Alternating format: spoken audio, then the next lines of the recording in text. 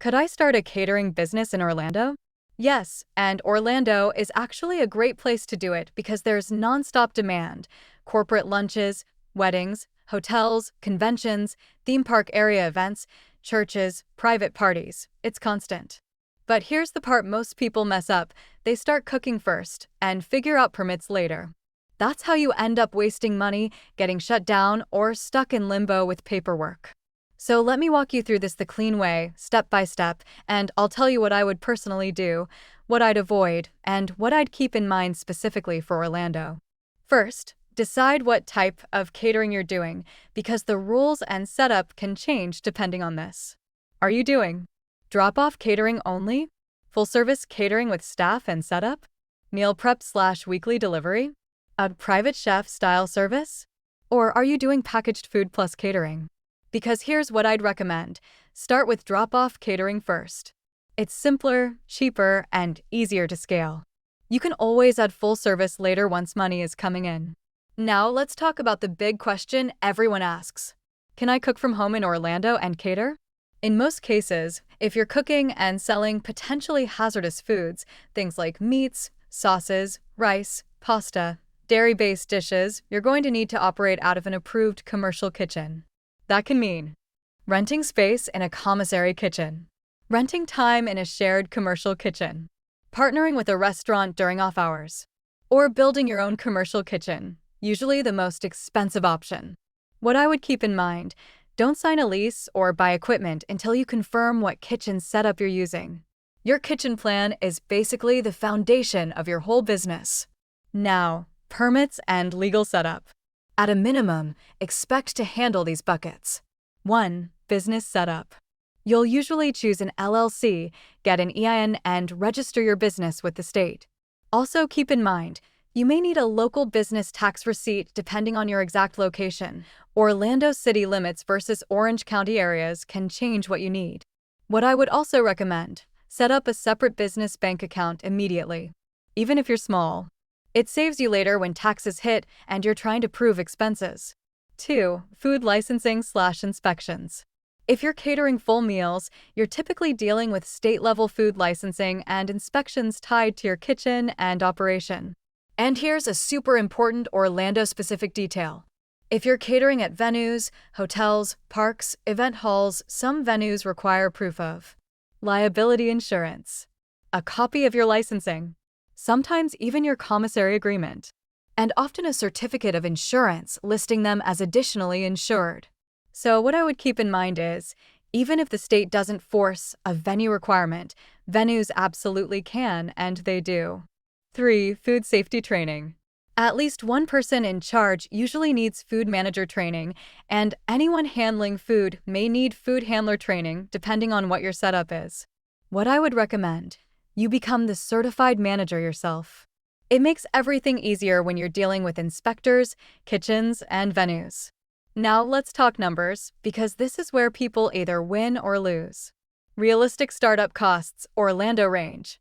This can vary a lot, but here's a realistic breakdown to think about. Business formation plus basic registrations, a few $100s, more if you pay a service. Commissary/shared kitchen, commonly a few hundred to a couple thousand per month, depending on how often you use it. Basic catering equipment, hot holding, cambros, racks, utensils, coolers, transport easily $500 to $3,000 plus, depending on how pro you go up front. Packaging plus disposables, $100 to $500 to start. Website plus branding, you can start cheap, but plan for at least something clean and professional. Insurance, often a few hundred to over $1,000 a year depending on coverage. What I would also keep in mind, the hidden cost is transportation and time. Orlando traffic, delivery windows, parking at venues, that's real. Your pricing has to reflect it. Now let's talk about the part that actually makes you money, what to sell and how to price. If you're just starting, I would recommend building 3 simple menus. 1. A corporate lunch menu. 2. A party/tray menu. 3. A wedding/event add-on menu. Corporate lunch is your steady income play. Think boxed lunches, sandwich platters, taco bars, pasta bars, salad plus protein packages, things you can repeat weekly. Party trays are your easy volume play birthdays, holidays, graduation parties, church events. And wedding/event add-ons are where your profit can jump fast. Late night snack tables, dessert bars, coffee stations, grazing add-ons, mini appetizer packages. Now pricing. Here's what I would recommend as a mindset. Don't price like a restaurant. You are not selling a plate of food.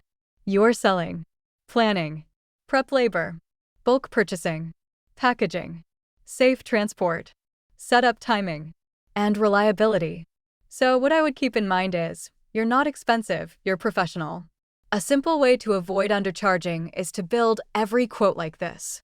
Food costs plus labor plus overhead plus delivery/setup plus profit. And if you're thinking that sounds like a lot, good, because that's what keeps you alive as a catering business. Now, how do you get customers in Orlando quickly? Here's exactly what I would do first. 1. Pick one niche to start. Instead of saying, I cater everything, pick one angle like corporate lunches, office catering, brunch catering, event trays, weddings, cultural cuisine catering, healthy meal catering.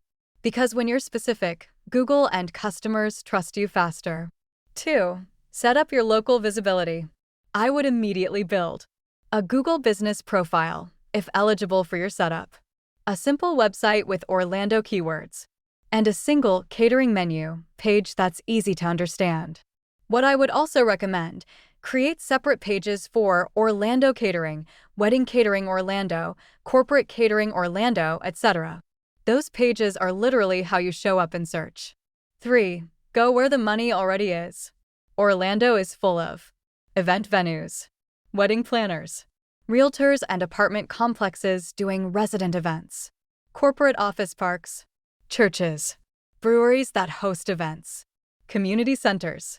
What I would do, make a simple one-page catering flyer/menu PDF, then physically and digitally send it to 50 places.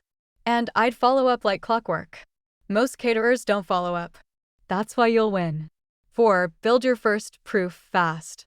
Even if you don't have a huge portfolio, you can create proof quickly. Do 3 small catered drop-offs at a discounted launch rate. Take great photos. Get reviews immediately. And then raise your prices. What I would keep in mind, reviews in Orlando are everything. A caterer with 20 strong reviews beats a caterer with a prettier logo. Now let's talk about what can mess you up so you can avoid it. Big mistakes I see. Buying equipment before you have a kitchen plan. Pricing too low because you're new. Offering too many menu options. Taking jobs that are too big too soon. Not having clear policies, deposit, cancellation, minimums, delivery fees. So what I would recommend is, create your policies early and put them in writing. Even a simple one-page policy sheet saves you from nightmare customers. And one more Orlando-specific thing. If you're catering near tourist zones, convention areas, or busy event districts, build in extra time and delivery buffers, because being late is the fastest way to lose venues and referrals. So here's the simple starter plan I'd personally follow. Week 1. Lockdown kitchen plan plus business setup basics. Week 2. Build menu plus pricing sheet plus policies. Week 3. Get photos plus test orders plus reviews. Week 4. Outreach to venues, offices, planners plus run local content. Month 2. Push corporate lunch accounts plus repeat weekly clients. Month 3. Add weddings/events and raise pricing once demand is proven.